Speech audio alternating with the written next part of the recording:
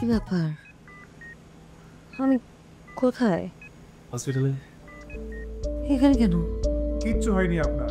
Congratulation, আপনি মা হতে চলছেন। মানে কার মা? কে মা? আরে কার মাকে মা কে উল্টা অর্ডার প্রশ্ন করতেছো তুমি বোকা? তুমি মা, তোমার পেটের ভিতরে বাবু হচ্ছে, আমি বাবু হতে চলেছি।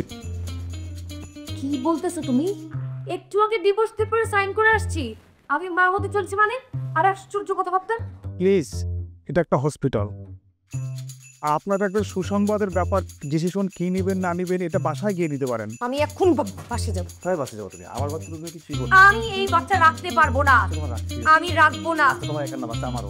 কোনো সরাসরি না, কোনো সরাসরি না। কি বলবে উনি? Please please. কি প্লিজ? আরে আজব স্যার, আপনি মিষ্টিগুলো সবাই খাওয়াবেন। এই বাচ্চা তো আমি রাখবো, বুঝছো না? এই বাচ্চার কিচ্ছু হইতে দেবো না। কি ভাবছিলা তুমি? তোমার মতো মানুষের সন্তান আমি আমার পেটে রাখবো? তুমি ভাবছিলা যে তোমার পরিচিত হসপিটাল থেকে যদি আমি অ্যাবর্শন না করাই, এই ঢাকা শহরে আর কোনো হসপিটাল থেকে আমি অ্যাবর্শন করাতে পারবো না? টাকা থাকলে এই পৃথিবীতে সবকিছু সম্ভব। সো তুমি আমাকে তোমার এই চেহারাটা আর কোনোদিন দেখাবে না। It's okay, it's okay. এই সেম ভুল ধারণা আমারও ছিল, বুঝছো? আমিও ভাবছিলাম যে গতকালের পর আর কখনো তোমার চেহারা দেখতে হবে না।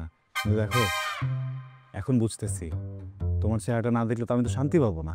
আমার তো রাতে ঘুম হবে না। আমি কার দিকে তাকা থেকে ঘুমাবো একটু বলো?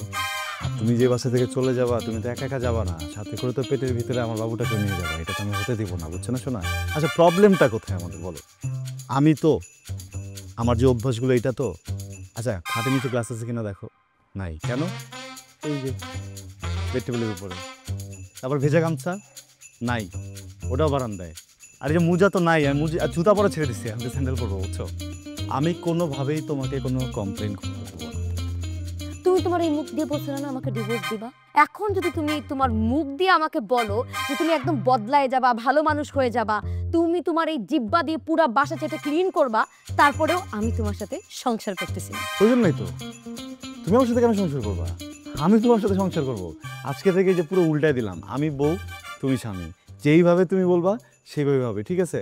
এই যে তুমি এখন যে কথাগুলো বলতেছো এটা মন থেকে বলতেছো না বাবু, এটা হচ্ছে স্ট্রেস, এগুলো রাগ থেকে আসতেছে। প্রচণ্ড রাগ উঠতেছে না মাথায়? নাও এটা ভাঙো, ভাঙো।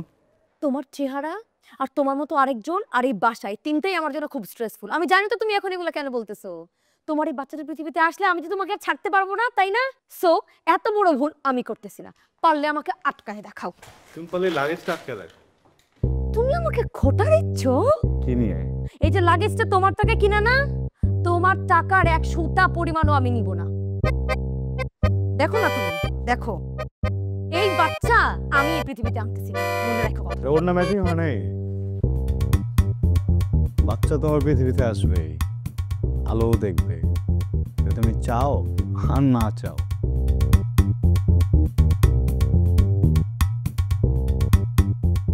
হ্যালো মামা। দেখুন, আপনি তো ম্যারিড, আমরা চাইলেই আপনার অ্যাবরেশনটা করতেই পারি, কিন্তু এখানে আইনি কিছু জটিলতা আছে। ইভেন আপনার অভিভাবক আর আপনার হাজব্যান্ডকেও প্রয়োজন আছে, তার পারমিশন ছাড়া আমরা আপনার অ্যাবরেশনটা করতে পারবো না। আমার হাজবেন্ড তো দেশের বাইরে থাকে, আর তাছাড়া ওর আসতে আসতে 6 মাস লেগে যাবে। 6 মাস পর্যন্ত তো ওয়েট করা যাবে না আপু। আপনি তো বুঝতেই পারছেন, প্লিজ একটু দেখেন না কি করা যায়। আপনারা যে কী করেন, আচ্ছা দাঁড়ান দেখছি কি করা যায়।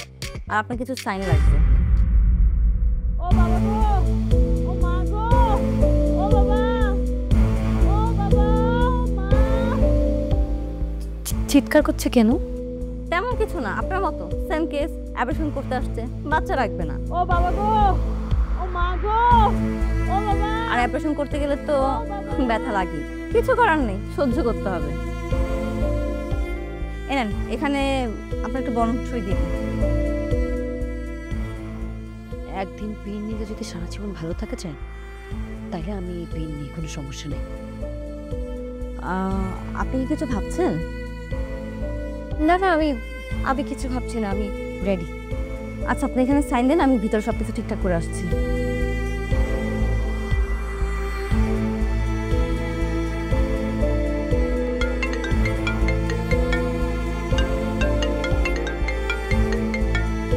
হ্যালো, আপনি সিয়াম সাহেবের ওয়াইফ বলছেন? এখন সে আমার হাজবেন্ড না। তারপর বলুন ফোন করেছেন কেন? উনি একটা অভিযোগ জানাইছে আপনি নাকি ওনার বাচ্চা অ্যাবর্শন করতে যাচ্ছেন। মানে আপনি বললেই হবে নাকি? দেখুন ম্যাম, এটা আমার কথা না, এটা কোর্টের কথা। উনি কোর্টে অভিযোগ জানাইছে, কোর্ট পরবর্তী সিদ্ধান্ত না জানানো পর্যন্ত আপনি এই বাচ্চা অ্যাবর্শন করতে পারবেন না। আপনার কাছে কি সেই অভিযোগের কোনো কপি আছে? জি আছে, আমি আপনাকে হোয়াটসঅ্যাপ করে দিচ্ছি, আপনি একটু দেখুন। ঠিক আছে, পাঠান। বাই।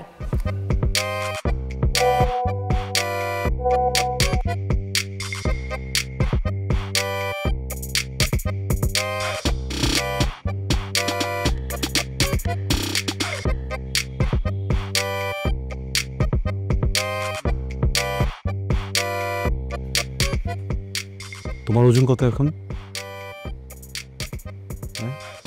এক খবর ওজন কত? 70। 70 তো, তাহলে 82 করতে হবে। বাবু, আমি তো মোটামুটি রিসার্চ সব করে ফেললাম, বুঝছো?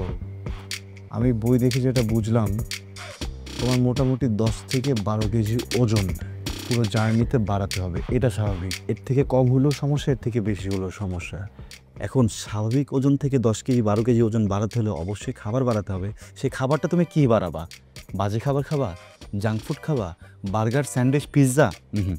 তোমাকে খেতে হবে ডিম, দুধ, মুরগির মাংস, মুরগির কলিজা, আরও সুষম সুষম খাবার। এর পাশাপাশি অনেক বেশি খেলে হজম প্রক্রিয়া ঝামেলা হতেই পারে, বাথরুমে গিয়ে তুমি কষ্ট পেতেই পারো। সেটার জন্য আছে ইসুপগুলের ভুসি। এটা 2 চামচ আমি তোমাকে গোলায় খাওয়াই দিব, দেখবা সব ক্লিয়ার হয়ে যাবে, জান তুমি টেরও পাবা না। দেখো, এখানে তো শুধু তুমি একা নেই, তোমার পেটের ভিতর তো আরেকটা আমি আছি, তাই না? এই আমির তো একটা খেয়াল রাখতে হবে। একটু খেয়ে নাও না সোনা পাখি।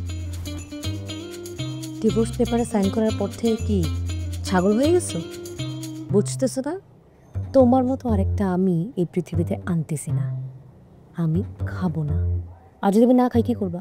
উত্তেজিত হওয়া যাবে না, সবসময় কিউট হয়ে থাকতে হবে। শোনো, যখনই তোমার মাথা গরম হবে মুখ দিয়ে চিৎকার করবা না, এমন কিছু করবা না যেটাতে শরীরে প্রেশার পড়ে, হৃৎপিণ্ডর স্পন্দন বেড়ে যায়, বুঝছো? তুমি কি করবা? সোজা এখানে আসবা, কাছে প্লেট নিবা, ঠাস করে ভেঙে ফেলবা, কোনো সমস্যা নেই। বাবু, ছোট্ট একটা প্রশ্ন করি, অফ টপিক। একজন বাচ্চা, একজন শিশু যখন চিৎকার করে, কান্না করে, তখন তো প্রতিটি মা সেটা শব্দ পায়, তাই না? আমার বাচ্চারা যে ক্ষুধা তোমার পেটের ভিতরে আত্মচিৎকার করছে, এটা শব্দটা কি তোমার কান পর্যন্ত যাচ্ছে না? শোনা, একটু খাও। আমি খাবো না। জান, তোমাকে তো একটু খেতেই হবে, জান। বলছি না খাবো না। পরে কিন্তু আমাকে দোষ দিতে পারবা না। পুরো খাবারটা খান, আর না হয় আমাদের সাথে থানা চলুন। কি আশ্চর্য, আমার খেতে ইচ্ছে করছে না, আমি জোর করে খাবো। এই ধরনের প্রশ্ন করে লাভ আছে? আমার তো এখানে কিছু করার নেই।